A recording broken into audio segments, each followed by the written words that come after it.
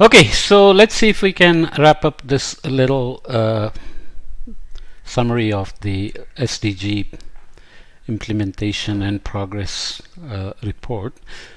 This is World Sustainable Development Goal dashboard at the midpoint of the 2030 agenda, and there are color codes here: major challenges, significant challenges, challenges remain, so it's made progress, and then there are no green colors here at all because SDG achieved is not a part of this. But you can also see decreasing, stagnating, moderately improving, and on track or maintaining SDG achievement. So there are metrics, indices used to measure progress, and news is not good because a lot of them have major challenges and some of them have significant challenges, and only two of these have some accomplishments to say challenges remain. So you have basically a lot of stagnation with these horizontal arrows, moderately improving, and hardly there is no vertical arrow, so nobody is on track or maintaining SDG achievement. And should we read all of these? Yes. No poverty, zero hunger, good health and well-being, quality of education, so made some progress here, so challenges remain, but it's also stagnating now. Gender equality, making some progress, moderately improving. Clean water and sanitation, moderately improving. Affordable clean energy, moderately improving. Decent work and economic growth, stagnated. Industry, innovation and infrastructure, moderately improving. Reduced inequalities, stagnating. Sustainable cities and communities, stagnating with serious major challenges. Responsible consumption and production has some challenges remaining and is making moderate progress. Climate action basically stagnating with significant challenges. Life below water, significant challenges, major challenges, and stagnating. Life on land, peace, justice, and strong are all facing major challenges and have stagnated at half point. Partnerships for the goals, significant challenges and stagnating. Okay, so basically no good news there at all. But this is the way humanity works when it comes to common goods and global goals. Conceptual framework for evaluating government efforts and commitments to implement the SDGs and indicators retained to compute the overall score for 2023. I just wanted to give you a sense. I'm not going to read all of them. So political leadership and institutional coordination, SDG integration into sectoral policies and pathways, commitment to multilateralism under the UN Charter. Okay, so here the SDGs are referenced and used in political speeches and institutional processes as an indicator of political leadership and institutional coordination. So you look at voluntary national reviews, VNRs as it is referred to, official speeches, SDG coordination unit exists, national SDG strategy, or a sustainable development strategy, national SDG monitoring system, SDG referenced in annual national budget. If budget allocation is there, or at least it's an item on the budget, that's always a good sign. In terms of integration into sectoral policies and pathways, ambitious policy, regulatory and investment frameworks to achieve the 6 SDG transformations are looked at. So universal quality education and innovation-based economy, universal health coverage, zero carbon energy systems. So this is where we begin to get into adaptation issues we had discussed as well. And sustainable ecosystems, sustainable agriculture, climate resilience, which are all part of the adaptation mitigation as well. Sustainable cities, again adaptation, transformation to universal digital access and services. In the commitment to multilateralism under the UN Charter, countries promote global cooperation for sustainable development. So here they are looking at ratification of UN treaties, membership in major UN organizations like UNESCO, promotion of demilitarization and global peace, use of unilateral coercive measures, official development assistance for high-income countries, and the organization of economically cooperating and developing economies, I think. Okay.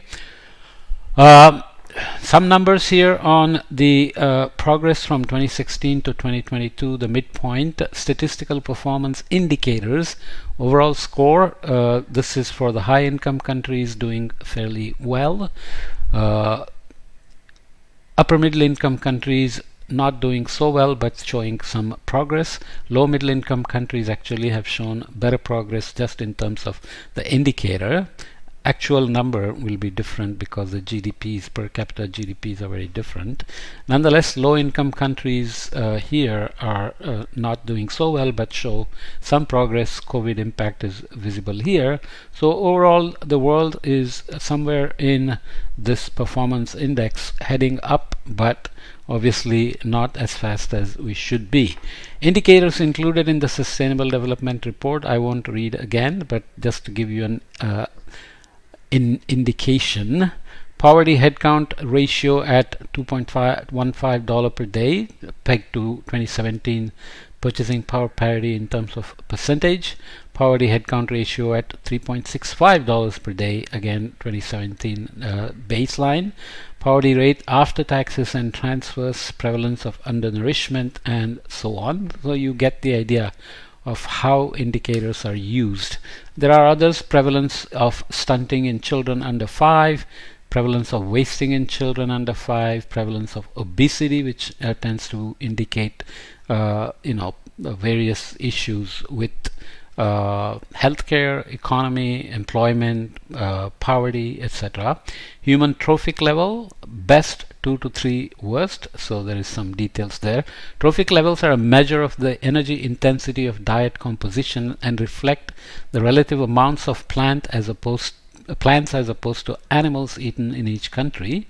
A higher trophic level represents a greater level of consumption of energy intensive animals. So your carbon footprint is going to be high, and sometimes environmental impacts of on forests, water, groundwater contamination, etc. tend to be higher as well. Cereal yields and sustainable nitrogen management, and so on. Let's just conclude by looking at some numbers from India. The overall performance, it's a country ranking of 112 or 166 compared to where it is economically in the ranking. That's not a very good number.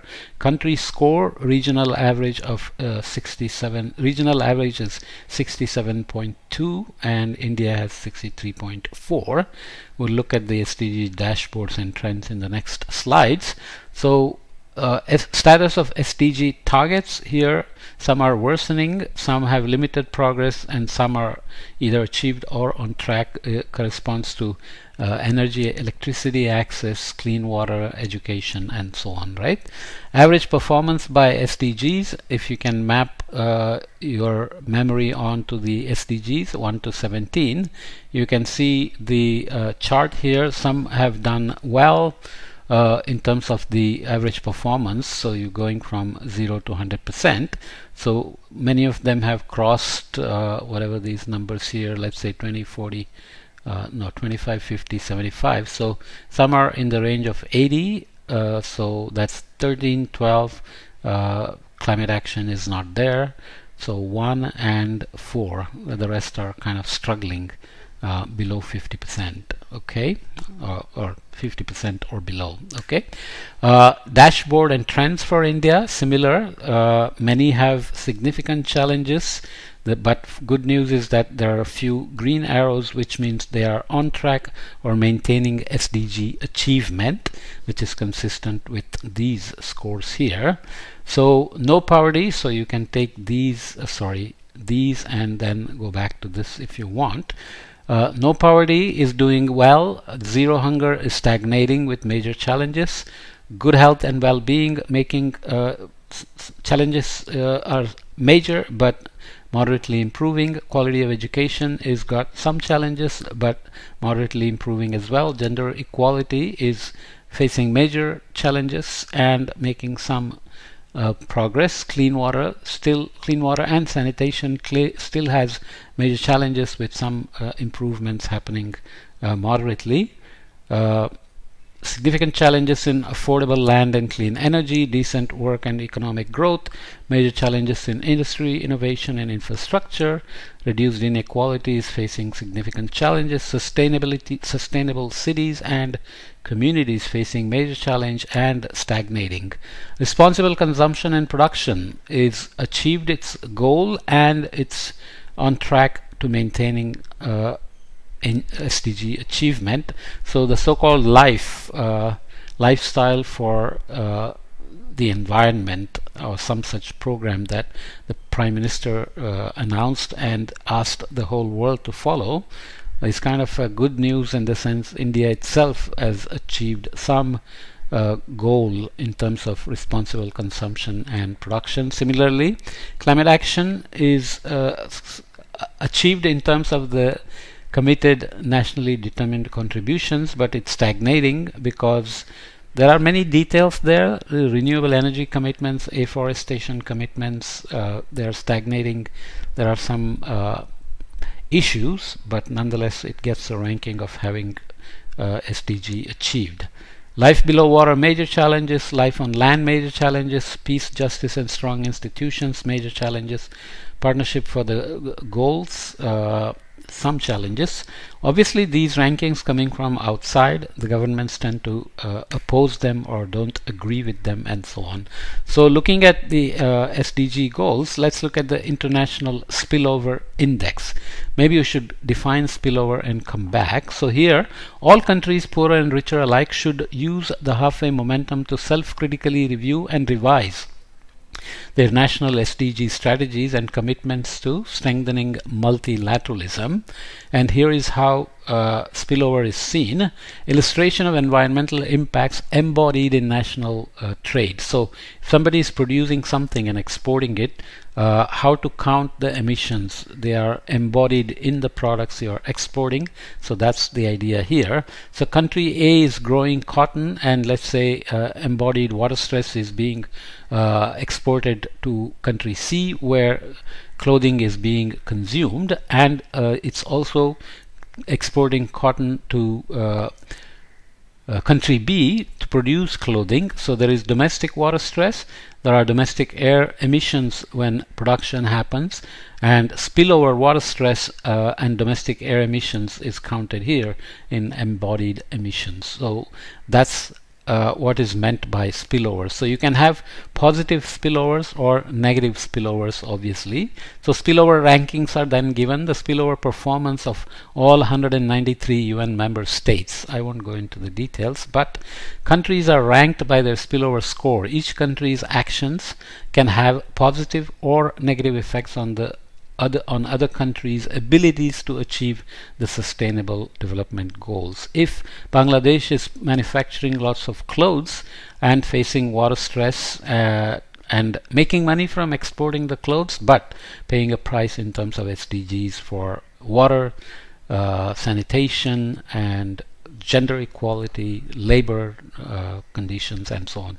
The spillover index assesses such spillovers along three dimensions: environmental and social impacts embodied into trade, economy and finance, and security.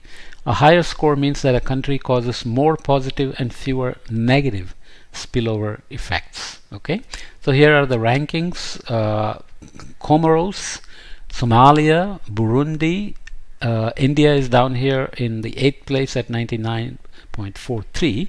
So this means it has more positive spillover effect than negative spillover effect. Just keep that in mind. Okay, so here are the spillover international spillover indices. I won't go into the details, but basically you have OECD members, Eastern Europe and Central Asia. So it depends on whether you're importing a lot of consumer goods or exporting, and what you are importing and what you're exporting. You may be exporting coal and oil and gas and importing produced goods, for example. Latin America and the Caribbean. India is here at 99.4 and Oceania is at 99.8. Okay, so there is SDG index, there is missing data, but generally it's down 2%, and statistical performance index that we looked at is at 78.2.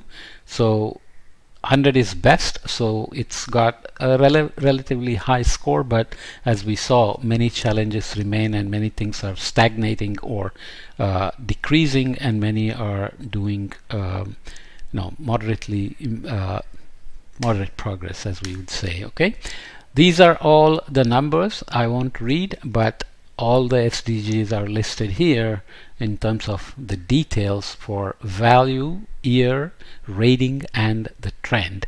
There are a few green arrows and green dots which are good news. There are red dots which are not so good news, and there are arrows horizontal which are not good news. Oblique arrows are good news, and there are of course missing data as well. Okay, so I think that basically concludes this brief introduction or summary of the Sustainable Development Goals Sustainable Development Report 2023 and implementation of Sustainable Development strategies and so on. Okay, I will leave it here.